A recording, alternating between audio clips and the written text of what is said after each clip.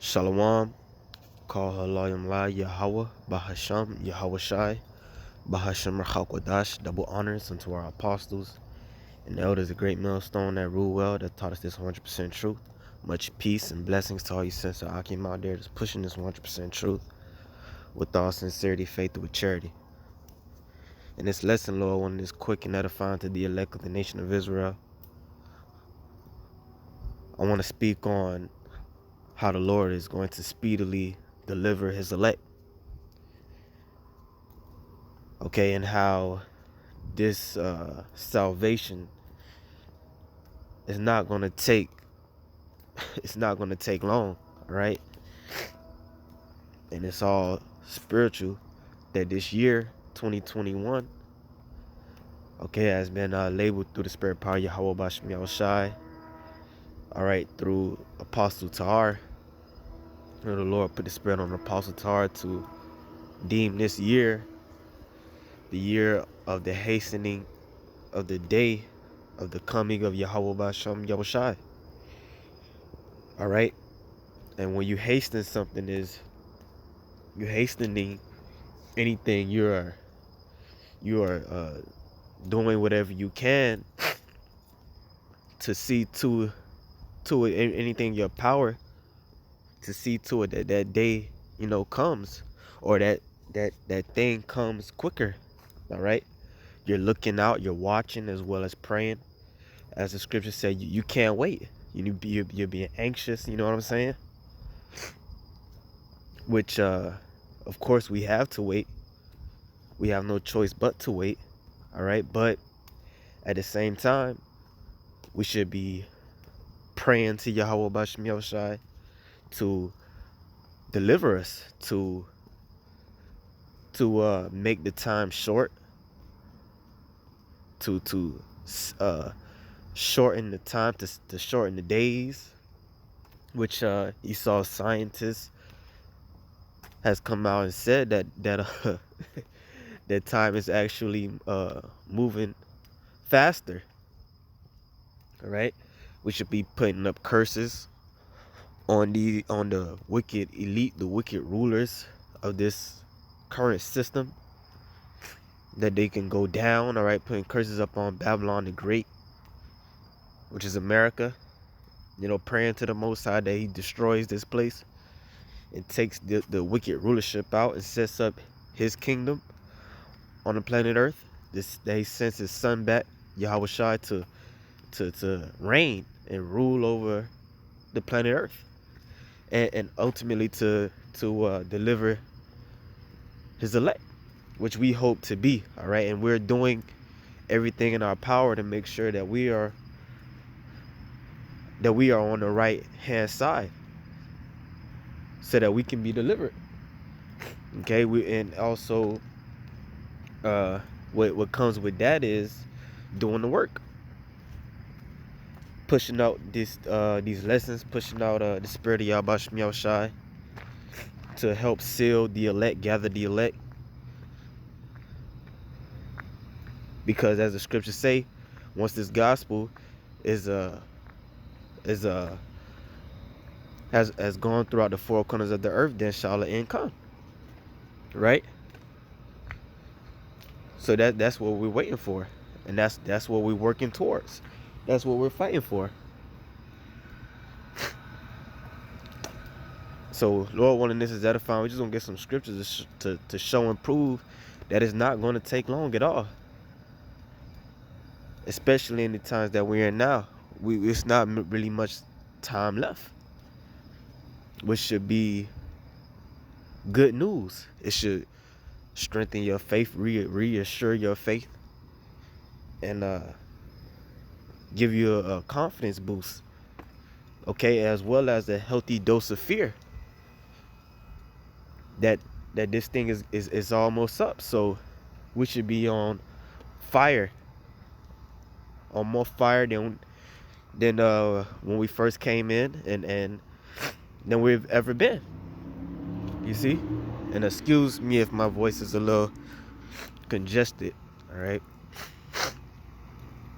but let's get some scriptures. This is the book of Ecclesiasticus, or the book of Sirach, chapter 35 and verse 14.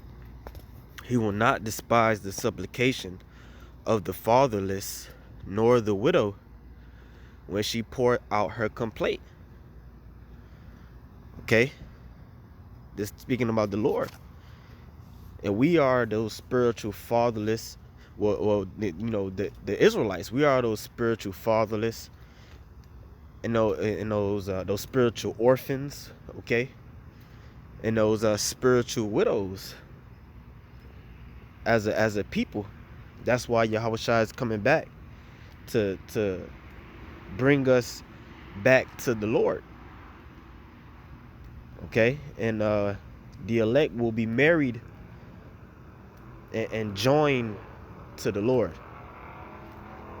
And the fatherless and the widows, they don't have, just like a physical orphan, or a physical, woman who husband dies. They don't have anybody really, to stand up for them and to fight for their cause. They're at the mercy of Yahweh Bashem Yahushua, and that's us. All right, and we're looking for justice. We're looking for judgment. We're looking for the Lord to plead our cause, to take down this current ruler, Esau, Edom, the devil that the Bible speaks of. Okay, and to help us out, to execute judgment for us. All right, verse 15. All right, well, and let me say this: we're pouring out our complaint. We're pouring out our complaints and our supplications. All right, and the Lord is hearing us. He's not despising us. Verse 15. Do not the tears run down the widow's cheeks, and is not her cry against him that causeth them to fall? And we're crying right now through the spirit power of Yahweh Shem Yahushua. Sometimes we actually cry physically, but we're crying out to the Lord that he delivers us, because this place, we're living in hell, man. We're behind enemy lines. We're subject to payments. If it's always something, you can never be totally comfortable. You can never be totally relaxed. You're always on edge. You know what I'm saying? Verse 16, he that serveth the Lord shall be accepted with favor, and his prayer shall reach unto the clouds. So in order for us to be heard, in order for the Lord to hear our prayers and hear our complaints, we have to serve him in order for our prayers to be heard and accepted. Okay, so we have to do the work. We have to do as we've been commanded. So that's going into being on fire for this truth. Verse 17. The prayer of the humble pierces the clouds. Until it come nigh, he will not be comforted, and will not depart to the Most High shall behold to judge righteously. All right. So that's another thing. We have to be humble.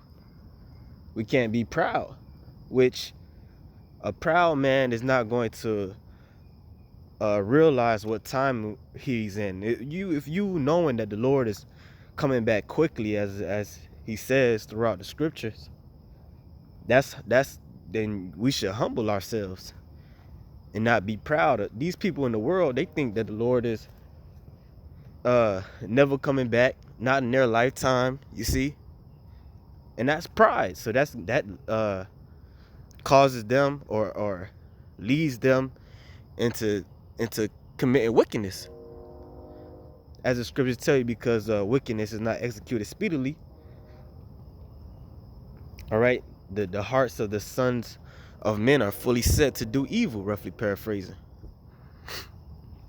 So you look at on the right hand side, We understand that the judgment is coming speedily, so our hearts should be fully set to doing righteousness. All right, so we're praying to the Lord, and we're not being comforted until we won't be fully comforted until the Lord actually gets us out of this situation. And until then, we're gonna keep you know, as it says in Isaiah 62, give them no rest. Verse 18, for the Lord will not be slack, neither will the mighty be patient toward them. Meaning he's not gonna, the Lord is not moving slow, man. If you really look at what's going on in the earth, man, the Lord is doing things. You see, obviously he's hearing our prayers. Just by the judgment that's going out on the earth. And these prophecies are moving faster and faster.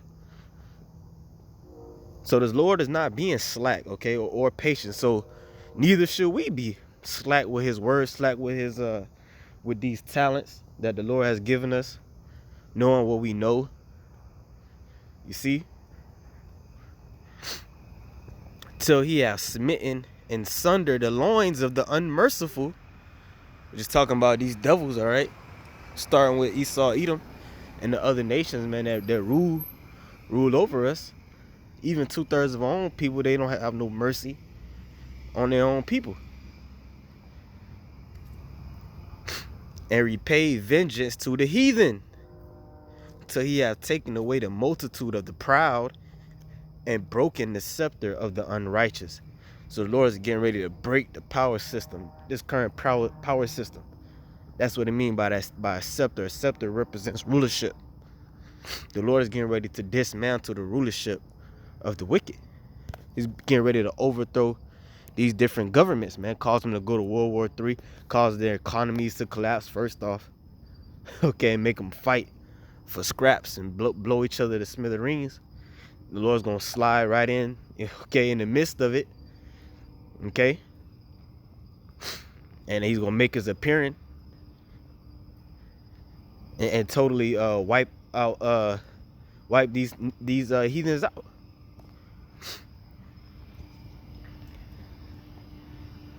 Verse 19, till he have rendered to every man according to his deeds, and to the works of men according to their devices, till he have judged the cause of his people and made them to rejoice in his mercy. And that's the day we're waiting for, man. So the day where we can rejoice in his mercy. The mercy, the Lord having mercy on us coincides with him pouring out his wrath on the wicked. When the Lord pours out, it really start pouring out this judgment on the wicked. That's going to be mercy to us, because he's going to do it for our sakes. Verse 20, mercy is seasonable in the time of affliction, as clouds of rain in the time of drought. And we're living in the time of drought. We're living in a time of us lacking, you know, not being able to enjoy the paradise, this planet in the heat, you know, Eden, which this whole earth is Eden in the Hebrew Aidan, which means paradise, man. We're not even able to enjoy this world, which the scripture tell you was created for our sakes. But that rain is coming. That mercy is coming. You see?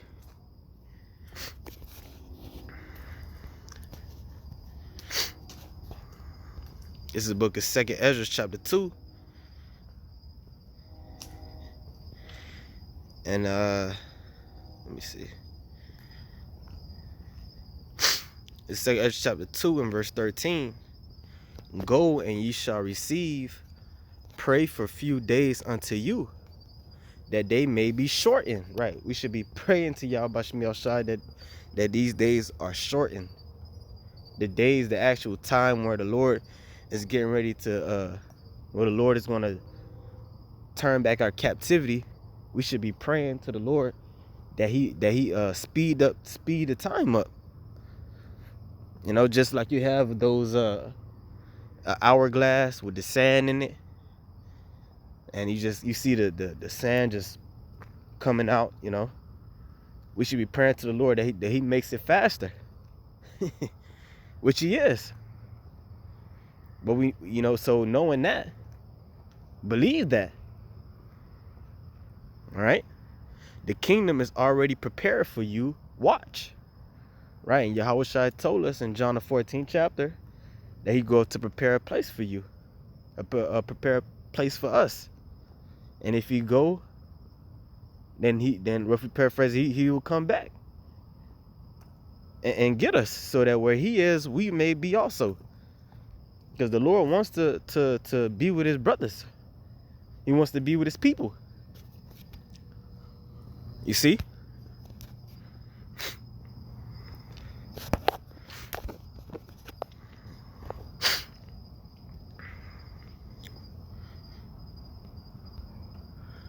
This is the book of Matthew, which we quoted this, but let's get it. This is Matthew. And even get it. Matthew. This is the book of Matthew, chapter 24, and verse 22. And except those days should be shortened, there should no flesh be saved. But for the elect's sake, those days shall be shortened. You see? So the Lord is speeding up the time for the elect's sake. That's why you got these scientists coming out and saying that a minute is now 59 seconds. They'll tell you that the earth is spinning faster or whatever. But that's actually the Lord fulfilling his word. And everybody can agree. They've been saying this for the last few years, but especially now, man. A week is like a couple days. A month is like a couple weeks. You can actually feel it, and you would think that this is just me. You would ask somebody in the world, and people in the world can feel it. Time is just flying by. I believe today is actually, or you know, earlier. Like you say yesterday now, it's past midnight. But that it marked the 1 year anniversary of Kobe's death, and people were bugging out over that. Like, damn, a year just flew by just like that. You see? So that's the Lord. The Lord is making good on his promise. Okay, it said if those days weren't shortened, then there be no flesh to be saved.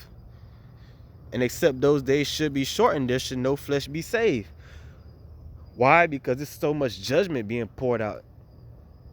Okay, there's so much hell being poured out on the earth. And the so-called white man is seeing his kingdom going down. And as it says in Revelation, the 12th chapter, 12th verse, he's coming down with great wrath, knowing that he have but a short time. So even these devils, these rulers, the so-called elite, they know that they have but a short time. So they're gonna try to move with their new world order agenda and kill as many people as they can, try to microchip as many people as they can, defile as many souls as they can.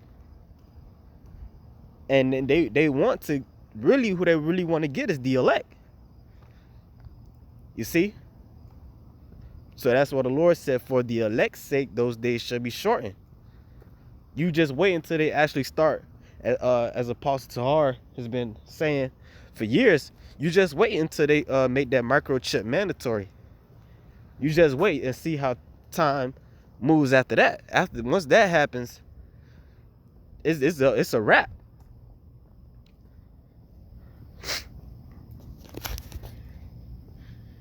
Right? Which I quoted it, but let me read it. Matthew 24:14, and this gospel of the kingdom shall be preached in all the world for a witness unto all nations, and then shall the end come. Okay, so that's why it also says in Amos, the 3rd chapter, surely the Lord, Amos 3:7, surely the Lord will do nothing, but he revealeth his secret unto his servants the prophets. So before the Lord actually moves on the prophecies and actually does major, causes major events to happen on the planet Earth, he has his prophets to speak on it. He ordains his prophets, all right, puts his word in their mouth, sends them out to actually speak on these things. And after the Lord has them speak on these things to get the message out, once the Lord has the message reach out to certain individuals that he wants to hear about it, who, whether it be for their salvation or their condemnation, whatever the appointed time the Lord has for that word to go out, once it does its job, then the Lord moves on it. Then that's the time, as the scripture says, the time to speak and the time to refrain from speaking. So right now is the time to speak. But then once the time of refraining to speak happens, which is also known as the famine of the word, once the Lord has us finish,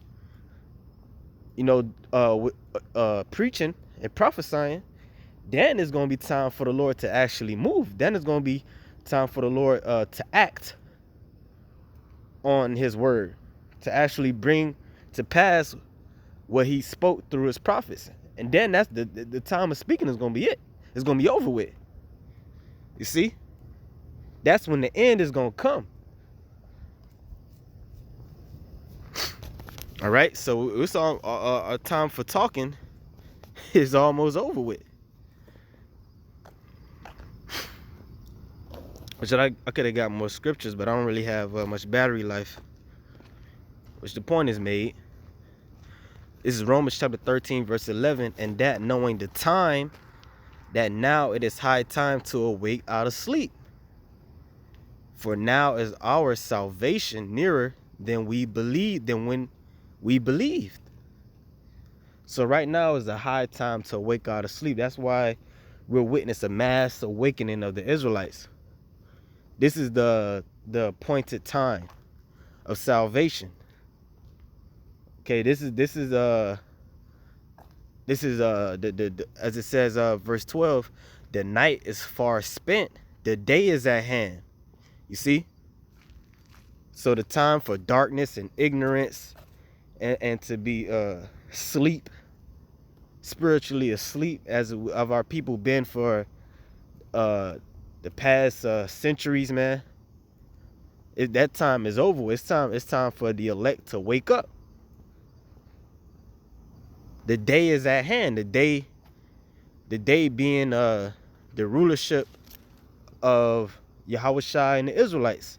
Yahweh Bashmiel Shai and the Israelites throughout the four corners of the earth. Okay, and the downfall of the so-called white man, Esau, Edom. Let us therefore cast off the works of darkness and let us put on the armor of light. So let us get ready. Let us get up. Okay, stretch. Brush our teeth, wash our face. Get in the spirit. Put on the glorious garments. Okay, which is this truth. Get our minds right. Get prepared for this time, because this is the time, and it's not taking long. It's here. You see?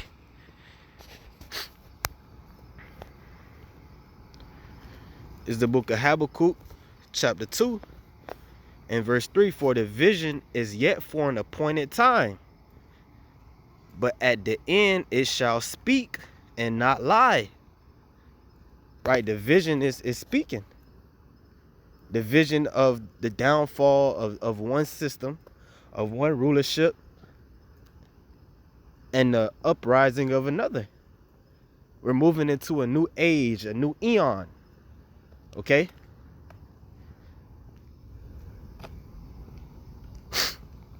Which Esau Edom, that's why he's trying to come with his great reset.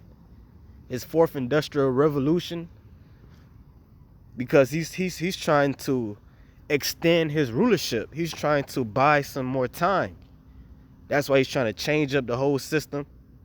He's trying to go past his limit that the Most High already set for him, which the Lord is only going to allow him to go, a little bit further, as the scriptures say. I read again, Habakkuk 2 and 3. For the vision is yet for an appointed time, but at the end it shall speak. Meaning, it's being made more evident.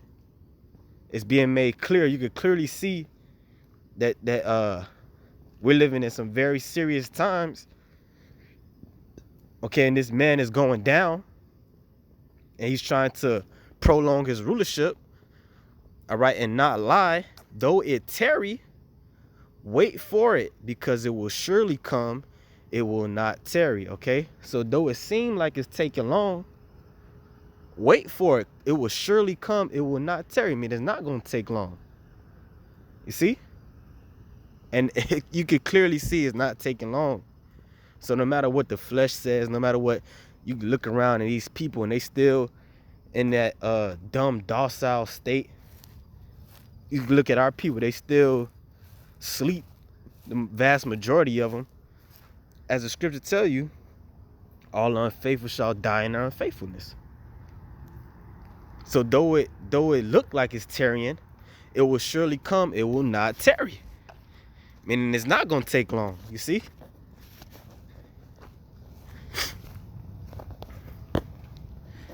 It's the book of Luke, chapter 18. And we should, know this story, this parable of the unfortunate widow. I'm gonna just get straight to the point, due to the sake of time, due to the sake of battery life. This was this lesson was impromptu. It's Luke chapter 18 and verse 6. And the Lord said, hear what the unjust judge saith. And shall not the Most High avenge his own elect, which cry day and night unto him, though he bear long with them? All right, and this is linking up to what we read in Sirach, the 35th chapter, about that importunate widow, and how the Lord is gonna hear her cries that run down her cheeks. Man, that's us. Okay, the Lord is likening that widow to his elect. I read it again, Luke 18 and 7. And shall not the Most High avenge his own elect, which cry day and night unto him, though he bear long with them? Right, even though the Lord is bearing long with us, even though it seems like it's tarrying, we're suffering, we got to remember that our time and the Lord's time is totally different. You see? And to us, it seems like it's taking long, but the Lord is moving. And when this thing is fully done, you're going to see, damn, it really didn't take long at all. Verse 8, I tell you that he will avenge them speedily.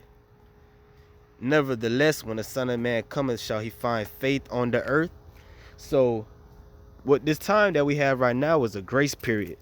Even though it seems like it's taking long, we should be using this time that we have to get our minds right and to build up our faith, because all hell is getting ready to break loose. And when by the time the Lord comes back, you're going to have faith is going to be, all these other people are going to have totally renounced whatever the hell they believed in. You're going to have a lot of people that claim to be Israelites is going to renounce their faith because of the persecution and the demonization. You see? So for the time being, this time that we have, let us build up our faith, because that's what the Lord is going to look for when he comes back. And he's coming back quick. And the Lord is, with the time that it's taking, this time that it seemed like it's taking long, that's really so that we can build up our faith.